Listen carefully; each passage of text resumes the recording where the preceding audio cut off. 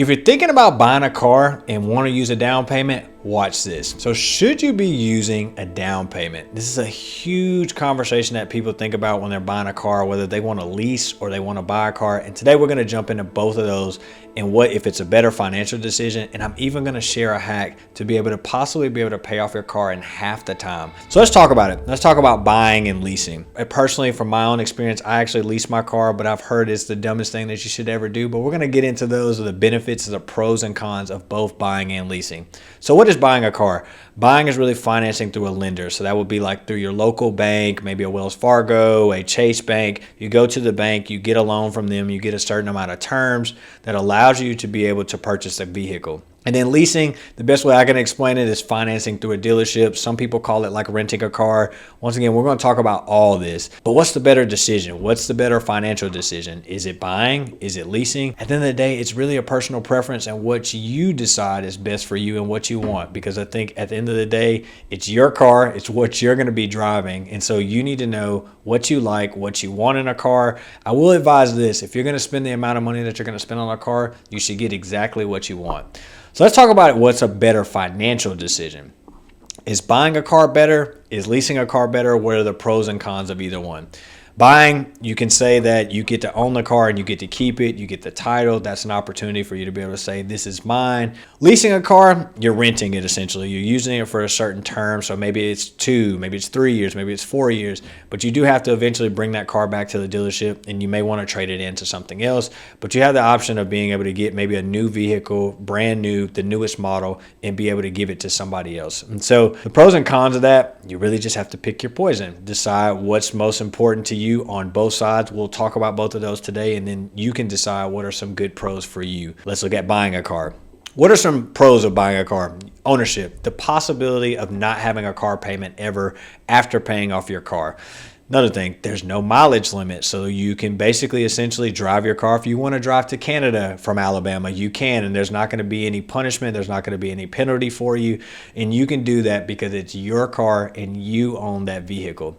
I think another pro that people don't think about is you can use a car that you own that you've paid off as collateral. So if you want to go buy, maybe you're thinking about buying a beach condo and your car is worth $20,000 or $30,000, you can use your car as collateral to be able to go get that asset. It's just very rare because most people don't pay off their car. Statistics show that most people trade in their cars every 3 to 4 years, so they're usually in some type of time frame having a car payment and don't own their vehicle.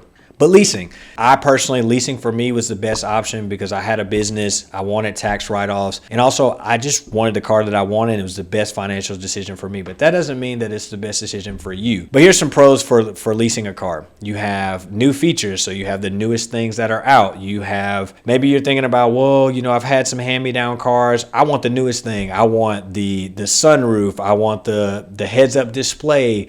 I want those things inside of my car. And I think the second pro that people don't think about leasing is there's no maintenance cost.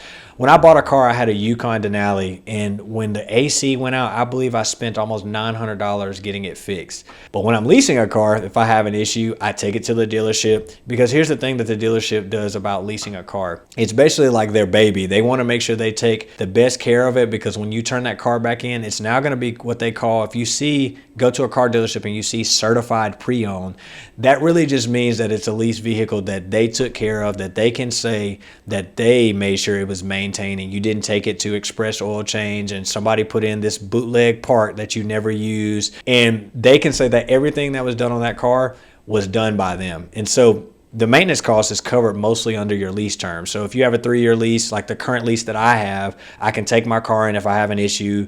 If I have a maintenance issue, I don't have no cost. And I think the last thing, which is really important to me, is little to no interest. So there's a money factor. It's usually less than 1%. And so you don't really have a big interest. Whereas if you're buying a car, you have, right now at the recording of this video, interest rates are 7 to 8%, even if you have great credit. And so that is something that's really important that you need to look at. But before we go into the down payment hack and how we can help you, make sure you check out this channel, like and subscribe to this content, and make sure that you lock in with the more financial content that we have coming your way.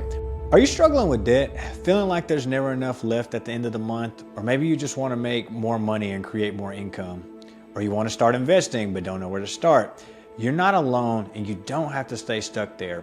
The Earners Academy is a financial coaching program that has helped countless families and individuals eliminate $3,000 to $4,000 in debt in less than 30 days, build full emergency funds in less than 90 days, but also create real financial margin within their budget. So with a personalized plan, guidance, and accountability, you'll finally have control over your money and not your money controlling you. So are you ready to take the first step? Book your consultation today with the link down below and start building the financial future that you deserve. But let's get into the down payment hack of what we've been using. So I've been working with financial clients, helping them with creating margin in their budget, helping them be able to make better financial decisions. But what we've seen first before we get into it is the down payment worth it? Is taking $5,000 to $10,000 and putting it into a car, is it worth the amount of money that you're putting into?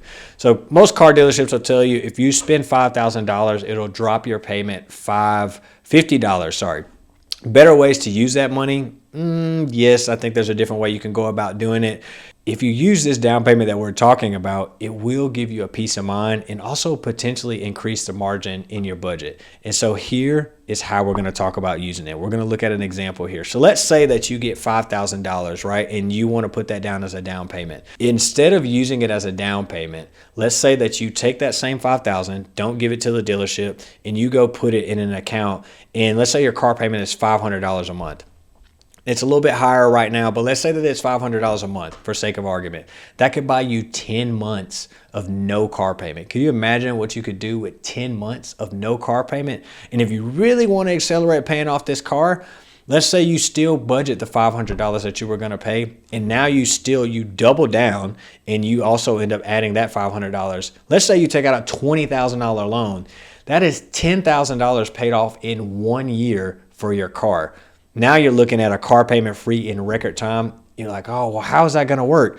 You literally take the money that you were going to give the dealership, you put it in an account, and you pretty much, the way I would suggest doing it for you is maybe put it in like a high yield savings account or maybe some type of online account that they could just pull from. Maybe it's an auto draft, and you just let that money sit for 10 months. And then when you get to the end of this 10-month or 12-month period, you still have your money that you need, and you're already prepared because you've already budgeted $500 to be able to pay your car. So it's not like this big shock prize of, oh, now I have to spend $500. No, you've already been planning to pay it. And now instead of a 5-year term or if you finance for 5 years, now you're paying off your car in 2.5 years, and you've got that car payment, you've got the title that you want. If you're leasing a car, really the thing about leasing, down payments do help. They do help you get really good terms, but this is really more so for people who are buying a car.